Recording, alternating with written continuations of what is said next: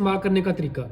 तो ये बहुत स्ट्रॉन्ग क्रीम होती है, मिक्सचर होता है, तो आपने इसको बहुत स्लो इस्तेमाल करना होता है। पहले नंबर पे तो आपने फेस वॉश को अच्छा लेना है, उससे आपने अपने जो फेस है उसको धोना है, उसको क्लीन अप करना है, उसको फुल ड्राई करना है, और पी साइज़ क्रीम लेनी है आपने, पी साइज़।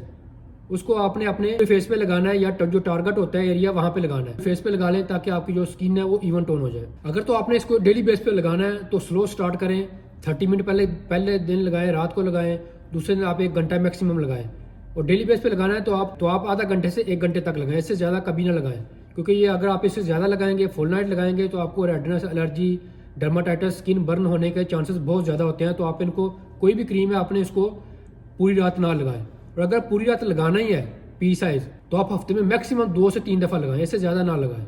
अगर आप डेली बेस पे फुल नाइट लगाएंगे तो 100% कन्फर्म है कि आपकी स्किन बर्न होगी, एलर्जी होगी, रेडनेस होगी।